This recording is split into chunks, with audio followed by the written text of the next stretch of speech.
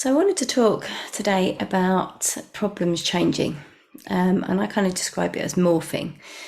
And I hear this a lot from clients, from new clients, particularly when we start working together. And they'll sort of describe how their phobia, for example, used to manifest itself in one particular way. So they might say, okay, 10 years ago, it was all about other people. It was all about if other people were sick, I couldn't cope with that. And that, just send me into this spiral of anxiety and panic attacks, etc. And then they might sort of say, oh, I've kind of still got that, but now actually it's more about, it's about me. It's about when I'm sick. It's about me picking up a bug. It's about me getting poorly, me being sick, and just constantly thinking, when's it going to happen? Is it going to happen? How long will it last? Will I be able to cope with it? And then they might also say, oh, actually, and then since I've had children, I find that now it's really focused around my children and worrying about them picking something up and them being poorly and me catching it from them, etc. And so we kind of get this sort of morphing, this changing over time. And they will sort of obviously link that and see that all being emetophobia and link to that.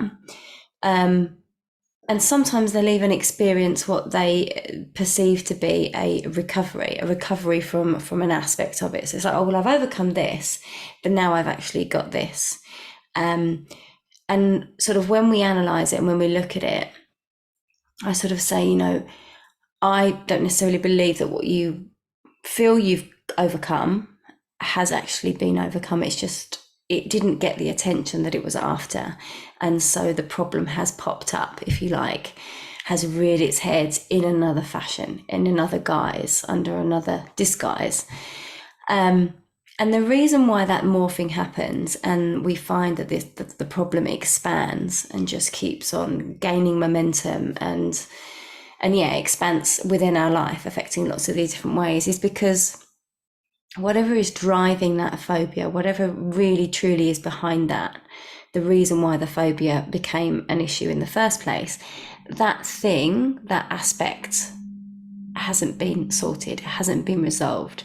It's still present. And so therefore it's tried one way to get our attention. It's like, you need to listen to me. I'm waving frantically and this is how I'm trying to get your attention. Oh no, that didn't work. Okay, I'll forget that for a while. I'll try another tactic.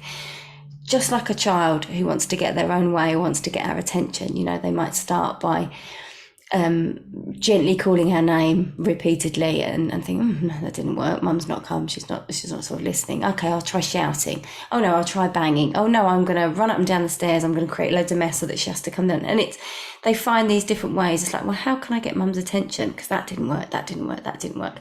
They still want your attention. That's the underlying thing. That's what they're trying to achieve. And they try all of these different methods in order to get that. If you give them the attention, and that you kind of scratch that itch, so to speak, they go away and play with their toys nicely and kind of potentially go and carry on, and then that's resolved.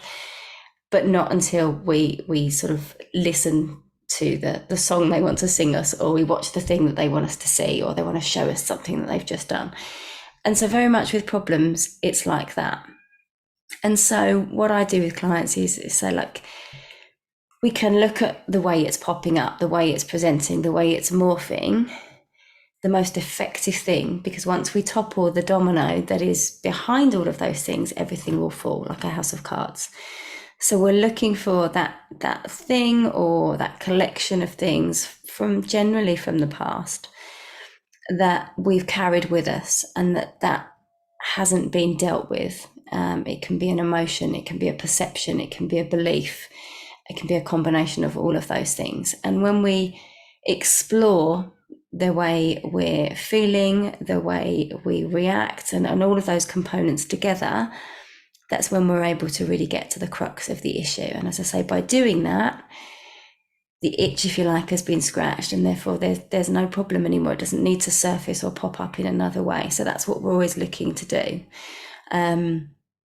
So if you have an issue that is morphing, that is, changing in form, that is getting worse over time, then reach out, get in touch. We can have an initial chat. And obviously I can speak with you about how I can help you.